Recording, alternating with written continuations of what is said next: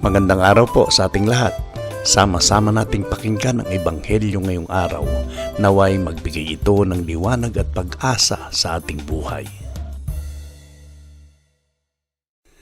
Ang mabuting balita ng Panginoon ayon kay San Mateo.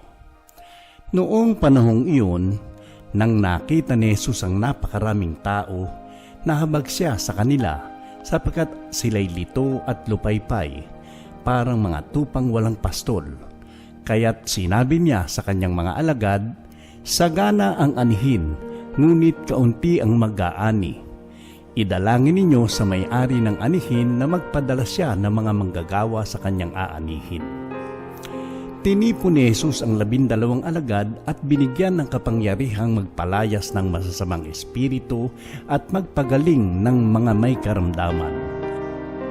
Ito ang pangalan ng 12 apostol: si Simon na tinatawag na Pedro at si Andres na kanyang kapatid, sina Santiago at Juan na mga anak ni Zebedeo, sina Felipe at Bartolome, si Tomas at si Mateo na publikano, si Santiago na anak ni Alfeo at si Tadeo, si Simong Makabayan at si Judas Iscariote, ang nagkanulo kay Jesus.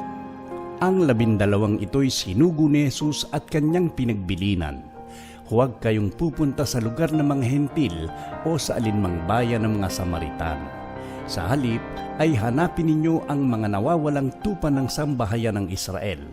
Humayo kayo at ipangaral ninyo na malapit ng maghari ang Diyos.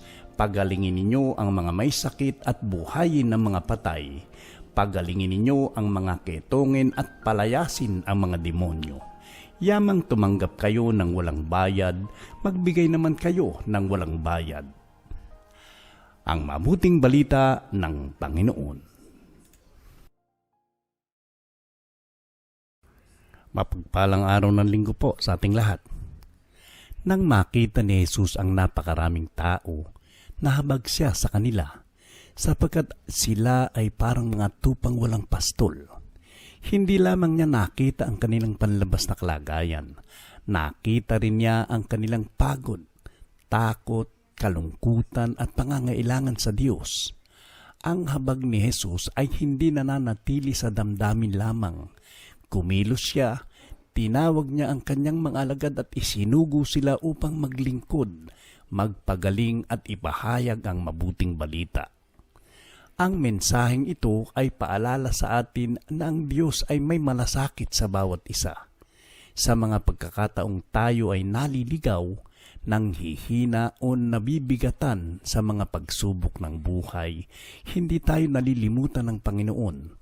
Nakikita niya ang ating mga luha at nauunawaan niya ang ating mga pinagdaraanan. Ngunit hindi lamang tayo tinawag upang tumanggap ng habag. Tayo rin ay inaanyayahang maging instrumento ng habag ng Diyos sa iba. Maaaring sa pamamagitan ng isang mabuting salita, pagtulong sa nangangailangan, pakikinig sa nalulungkot, o pananalangin para sa kapwa. Tulad ng mga alagad, tayo rin ay isinugo upang maging daluyan ng pag-ibig at awa ng Diyos. Sa panahon ngayon, marami pa rin ang mga taong naghahanap ng pag-asa, kapayapaan at direksyon sa buhay. Naway maging handa tayong tumugon sa tawag ng Diyos at maging ilaw sa kanilang landas. Manalangin tayo. Panginoong Jesus, salamat sa iyong walang hanggang habag at pagmamahal. Nakikita mo ang aking mga kahinaan, pagod at mga suliranin, ngunit hindi mo ako iniwan. Tinulungan mo akong magtiwala sa iyong paggabay sa bawat araw. Buksan mo ang aking puso upang makita ko rin ang pangangailangan ng aking kapwa. Bigyan mo ako ng malasakit, kabutihan at lakas upang makatulong sa kanila ayon sa iyong kalooban. Gawin mo akong instrumento ng iyong kapayapaan, pag-ibig at pag-asa. Naway maging tapat ako sa misyon na iyong ipagkakaloob at maipahayag ko ang iyong kabutihan sa pamamagitan ng aking mga salita at gawa.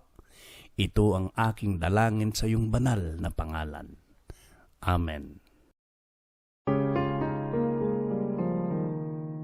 Mga kapatid, ang habag ng Diyos ay hindi nauubos. Sa bawat araw ay tinatawag niya tayo upang lumapit sa Kanya at maging kasangkapan ng Kanyang pagmamahal sa iba. Habang tinatanggap natin ang Kanyang biyaya, ibahagi rin natin ito sa ating kapwa upang mas marami ang makaranas ng pag-asa at kaligtasan na nagmumula kay Kristo. Pagpalain tayo ng Panginoon at patnubayan sa ating paglakbay sa pananampalataya.